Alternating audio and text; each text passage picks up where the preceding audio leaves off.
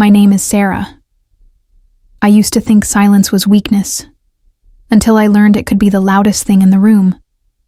I stood in the corner of our family's living room, clutching the small envelope that had taken me 3 months to save for. The wrapping paper was simple, white with a silver ribbon I'd tied myself. Nothing fancy. Nothing that screamed for attention. Just like me, I suppose. My sister Jessica was at the center of it all, as she always was. 28 years old today, glowing under the warm light of everyone's admiration. The room buzzed, with laughter and chatter. Cousins shared stories about their latest promotions. My aunt bragged about her son's new house. My mother flitted between guests, making sure everyone had enough wine, enough attention, enough of whatever they needed to feel important. I watched it all from my corner, invisible as always, holding my gift and waiting for the right moment. Jessica had already opened most of her presents: designer handbags from our parents, expensive jewelry from our grandparents, a weekend spa, getaway from our cousins. Each gift was met with squeals of delight, dramatic gasps, and extended thank you speeches that made everyone feel like heroes. I watched her perform, wondering if the joy was real, or just another part of the show she'd perfected over the years. When she finally noticed my envelope, her eyes lit up with what I thought was genuine curiosity. "Oh, what's this from Sarah?" she announced to the room, holding it up like a trophy. Everyone turned to look at me, and for a moment, I felt seen. Actually seen. My heart hammered against my ribs as she carefully opened the envelope and pulled out the single sheet of paper. Inside. The silence that followed lasted maybe 3 seconds, but it felt like hours. Jessica stared at the document, her brow furrowed in confusion. Then, slowly, her lips curved into a smile that didn't reach her eyes. "A piece of paper?" she said, her voice carrying just enough volume for everyone to hear. "Is this your idea of generosity, Sarah?" The laughter started small. A chuckle from my cousin Mark, a snort from my Aunt Linda. But it grew, feeding on itself until the entire room was consumed by it. Jessica waved the paper in the air like confetti, her theatrical laugh cutting through me like glass. "Look, everyone, Sarah got me. Paperwork." Before we continue, drop a comment. Where are you watching this from and what time is it there? I'd love to know how far this story is reaching. My mother shook her head, that familiar look of disappointment crossing her face. The same look she'd given me when I chose community college over the expensive university Jessica attended. The same look when I took a job at a small nonprofit, instead of chasing corporate success. My Aunt Linda leaned over to whisper something in my mother's ear, and they both smirked, their eyes flicking toward me with barely concealed pity. "Honey," my mother said, her voice dripping with that condescending sweetness she reserved for my failures. "Maybe next time you could put a little more thought into your gift. Jessica worked so hard she deserves something special." I wanted to speak. I wanted to tell them what that paper actually was, what it represented, how much research and planning had gone into it. But the words stuck in my throat like always. Instead, I watched as Jessica crumpled the document slightly, her fingers treating it like the worthless scrap they all believed it to be. They had always seen me as the one who lacked ambition, the quiet one, the disappointment. I never spoke, much at family gatherings, not because I didn't have anything to say, but because I learned early that my words weren't welcome in rooms where Jessica's voice commanded attention. She was the golden child, charismatic, driven, successful. The star employee at Morrison & Associates, the marketing firm everyone in our city admired. At every family dinner, they'd spend hours discussing her latest promotion, her impressive client presentations, her corner office with the view of downtown. They'd nod approvingly when she talked about her strategic initiatives and revenue growth. They'd hang on every word when she described her interactions with the company's executives. And when I'd quietly slip away to help with dishes or step outside for air, no one ever noticed I was gone. But I stayed that day. I swallowed the humiliation and forced myself to remain in that room, watching them enjoy the show of my apparent failure. I felt like a ghost in my own family, lesser than, exposed and ridiculous. The gift I'd researched for weeks, saved for months, and chosen with such careful intention had become their evening's entertainment. Jessica folded the paper and tucked it into her purse with the casual dismissiveness she might show a grocery receipt. "Well," she said, smoothing her dress and turning back to her other gifts, "I suppose it's the thought that counts." The thought. If only she knew. After that evening, something shifted inside me.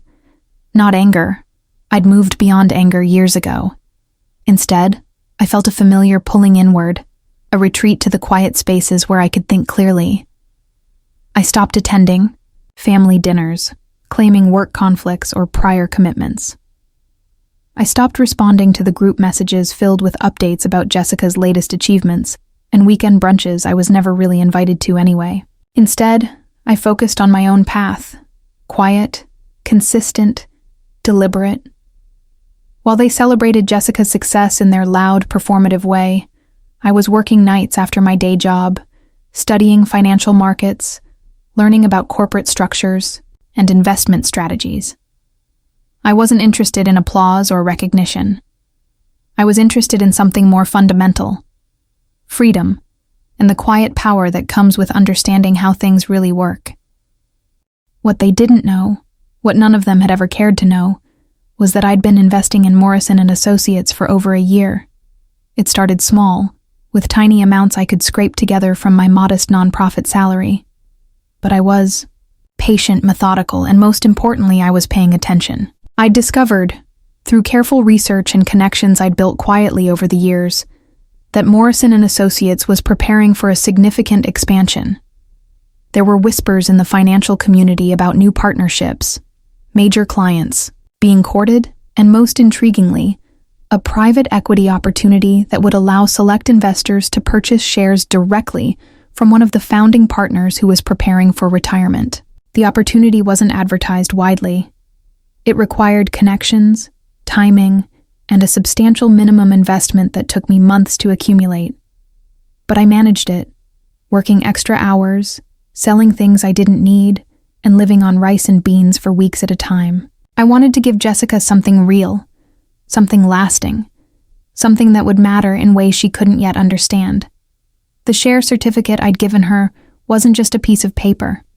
It represented a small but significant stake in the company where she worked so hard to prove herself. A company whose value I believed would multiply in the coming years. A gift that would literally make her money while she slept, that would give her a voice in shareholder meetings, that would connect her to the financial success of the organization she'd dedicated her career to building. But when you're always treated like you're nothing, even your most thoughtful gestures are misread as jokes. I held no anger toward them. Anger requires energy I didn't want to waste. Instead, I felt a kind of peaceful distance, like I was watching their lives through glass. I continued my research, continued my investments, continued building something they couldn't see because they'd never bothered to look. I watched from afar as Jessica continued to climb the corporate ladder. Her LinkedIn posts about promotions and achievements would pop up in my feed, each one carefully crafted to project success and confidence. I'd see her at company events and photos shared by mutual acquaintances, always perfectly dressed, always smiling that practiced smile, always networking with the ease of someone who'd never doubted their place in the world. What she didn't know was that I was watching Morrison & Associates too. I was tracking their quarterly reports, monitoring their stock performance, following the industry news that would affect their market position. I knew about the new contracts before they went public. I knew about the executive changes before they were announced. I knew because I'd made it my business to know.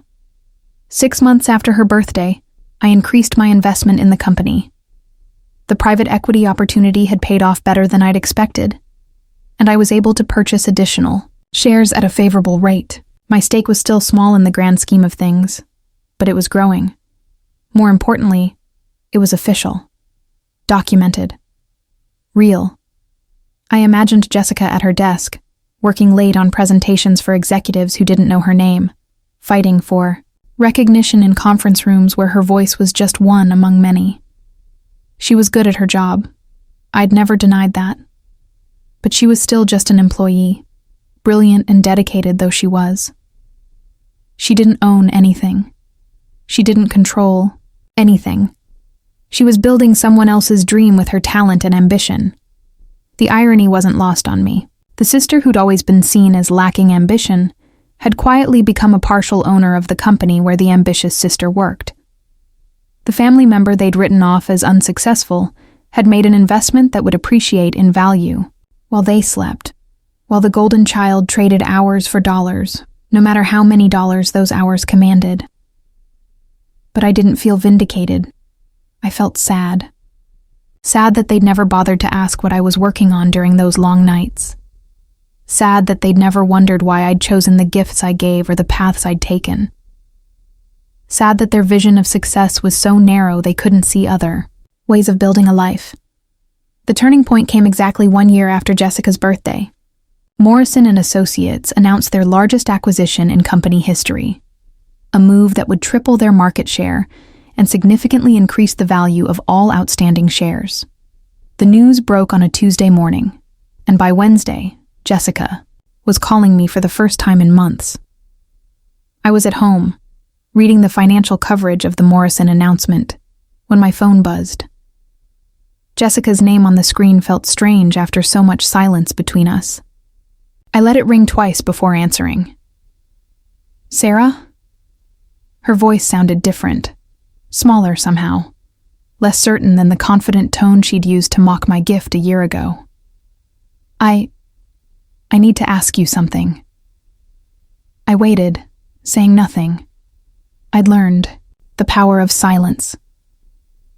"The quarterly shareholders' meeting is next week," she continued, her words coming faster now, as if she was afraid I'd hang up. "They sent out the list of all shareholders, and I saw your name on it. Is that possible? Are you actually a shareholder in Morrison & Associates?" The question hung in the air between us. I watched rain streak down my apartment window, taking my time with the answer. "Yes," I said simply. The silence that followed was different from the cruel laughter of a year ago. This silence was heavy with realization, with the weight of understanding finally settling in. When Jessica spoke again, her voice was barely above a whisper. "The paper," she said. "The paper I laughed at. That was a share certificate, wasn't it?" "Yes." "Oh my God." I could hear her breathing, quick and shallow. "Sarah, I'm so sorry. I had no idea. We all thought. You thought it was worthless," I finished for her. "Because you thought I was worthless." "No, that's not." She stopped herself, perhaps realizing that arguing would only make it worse. "How long have you been investing in the company?" 2 years, I said. "I started small, but I've been building my position. The share I gave you was just the beginning." "The beginning?" Her voice cracked slightly. How much do you own?" I looked at my most recent portfolio statement, spread across my kitchen table next to newspaper clippings about Morrison's expansion plans. "Enough," I said. The truth was, my stake had grown to represent just over 2% of the company. Not enough to control anything, but more than enough to have a voice. More than enough to receive quarterly dividend checks that exceeded my nonprofit salary. More than enough to be invited to shareholder meetings where Jessica's boss's boss would shake my hand and ask for my thoughts on company direction. "Sarah," Jessica said, her voice pleading now. "Can we talk? Really talk? I messed up. I know we all did. But I want to understand. I want to make this right." Part of me wanted to hang up. Part of me wanted to let her sit with the discomfort of not knowing, the way I'd sat with their dismissal for so many years. But a larger part of me was tired of carrying the weight of their misconceptions. "Okay," I said. But not at a family gathering. Not with an audience. Just us. We met the following Saturday at a small cafe downtown, far from the suburban restaurants where our family usually gathered. Jessica arrived first, and I watched her through the window as I approached. She looked smaller than I remembered, less commanding. She was scrolling through her phone, probably checking work emails even on the weekend. Always performing, always proving. When I sat down across from her, she looked up with eyes that seemed genuinely vulnerable for the first time I could remember. "I've been thinking about this all week," she said without preamble. "About that night. About how we treated you." I ordered coffee and waited for her to continue. "I've been working at Morrison for 4 years," she said.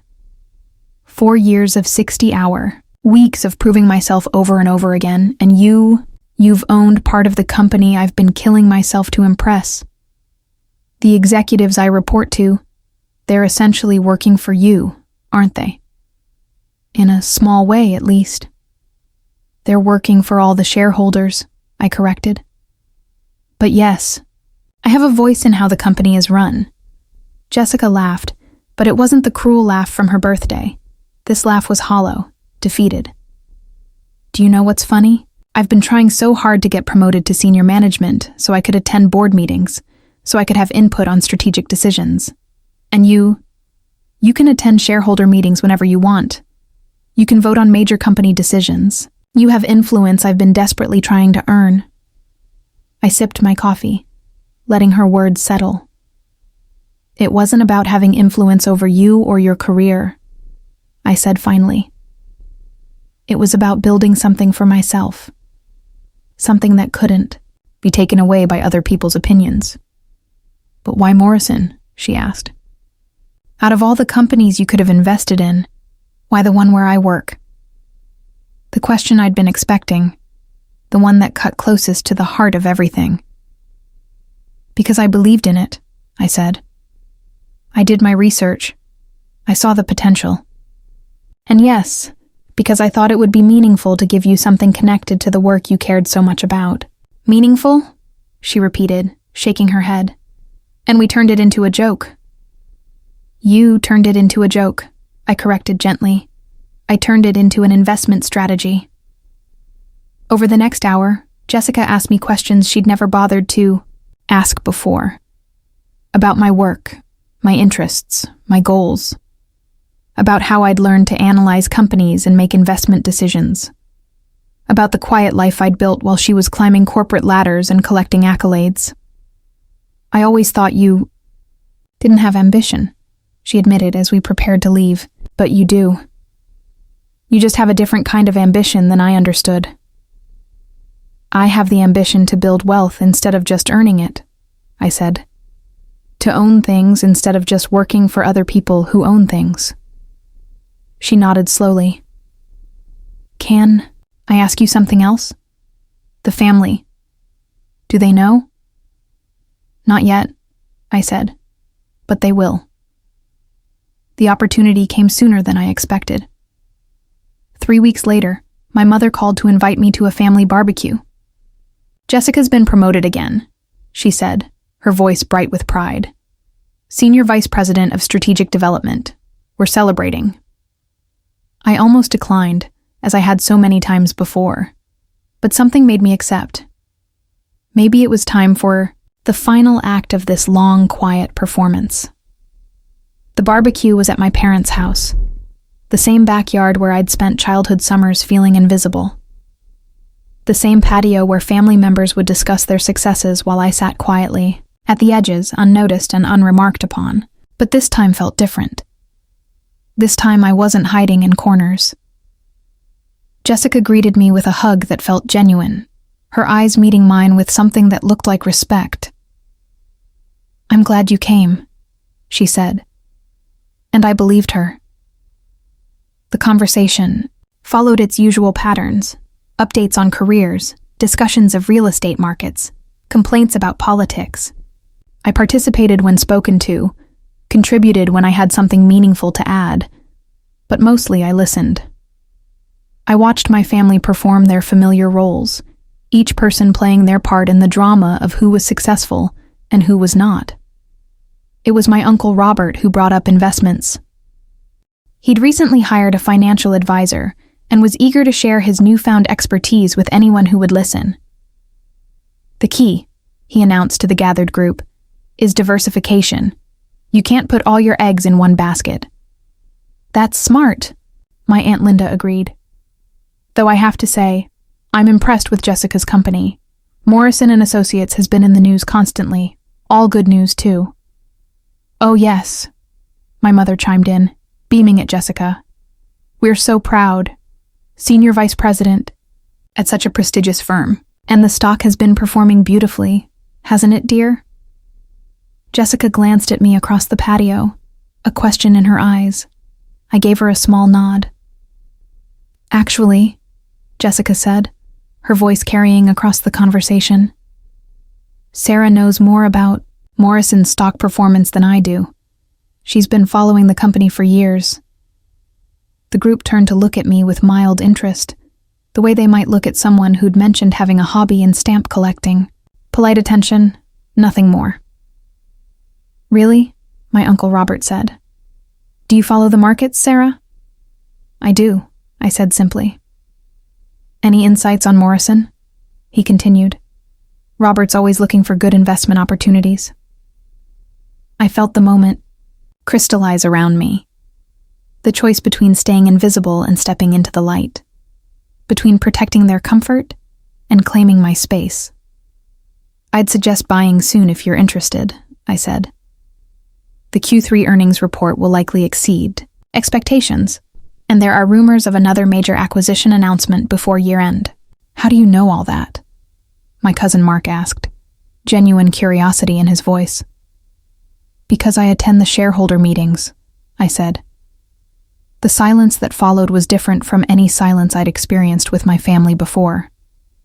Not the silence of dismissal or mockery, but the silence of surprise, of minds trying to process information that didn't fit their established narratives. "Shareholder meetings?" my mother repeated slowly. "You have to own stock to attend those," my Uncle Robert said, his financial advisor knowledge kicking in. "Yes," I said. "I do." Jessica cleared her throat. "Sarah owns shares in Morrison & Associates," she said. "She's been an investor for over 2 years."